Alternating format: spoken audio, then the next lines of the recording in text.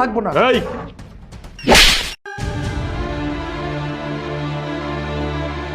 তোমার কত বড় সাহস, তুমি আমার চোখের সামনে আমার কলিজার টুকরো বোনের গায়ে হাত তুলছো।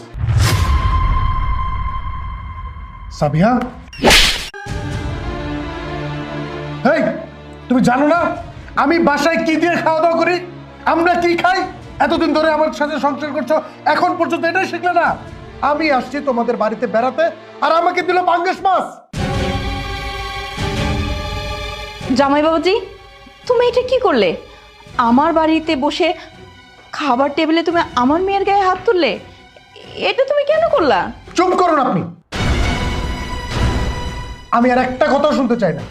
আপনাদের মধ্যে না আসলে আদব কায়দা কিচ্ছু নাই।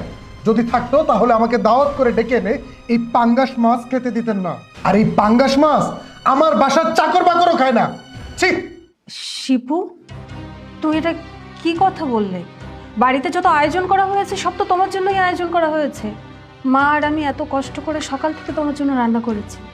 ঠিক আছে, তুমি পাঙ্গাস মাছ খাও না, এখানে তো আরও আইটেম আছে, তুমি অন্য কিছু দিয়ে খাবার খেতে, কিন্তু তা না করে আমাদের চোখের সামনে তুমি সাবিয়ার গায়ে হাত তুললে, এটা তুমি ঠিক করনি। ভাবি ভাবি প্লিজ তুমি চুপ করো। আর তুমি বাসায় কি খাও না খাও আমার থেকে ভালো আর কে জানে বলো? মা তোমাকে আজকে এত শখ করে পাঙ্গাস মাছে মাথা দিল, আর তুমি সবার সামনে আমার গায়ে হাত তুলে আমার মাকে অপমান করলে।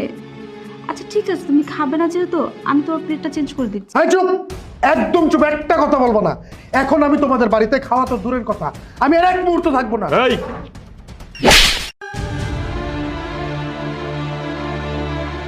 তোমার কত বড় সাহস, তুমি আমার চোখের সামনে আমার কলিজার টুকরো বোনের গায়ে হাত তুলছো। তা আবার কেন? তোমাকে এই বাড়িতে পাঙ্গাস মাছ খেতে দেওয়া হয়েছে। এই কি ভাবছো তুমি? তোমার জন্য যেন তেন পাঙ্গাস মাছ নিয়ে আসছি আমরা? মা অনেক দিন যাবত বলতেছিল জামাই বাড়িতে আসবে, এক সপ্তাহ যাবত একটা দোকানে বলে রাখছে যেন আমাদেরকে নদীর একটা পাঙ্গাস মাছ দেয়। কেন জানো? কারণ মা শখ করছে তোমাকে নিজের হাতে রান্না করে পাঙ্গাস মাছ খাওয়াবে, নদীর পাঙ্গাস মাছ। আর সেই জন্য আমি এটা কিনে নিয়ে আসছি। আর তুমি সেই কারণে আমার বোনের গায়ে হাত তুলছো। কি এমন খাও তুমি তোমার বাড়িতে? আমরা কি বুঝি না? একটা মানুষ তার বাড়িতে কি খেতে পারে এতটুকু কি আমাদের আইডিয়া নাই? আমরা কি জানি না কাকে কিভাবে আপ্যায়ন করতে হয়?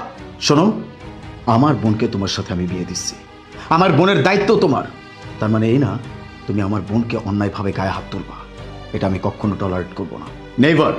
ওকে অনেক কষ্ট করে মানুষ করছি, অনেক আদর যত্নে মানুষ করছি। তুমি একটা ভালো ছেলে, এই জন্য তোমার কাছে বিয়ে দিচ্ছি, কিন্তু এখন তুমি এসব কি দেখা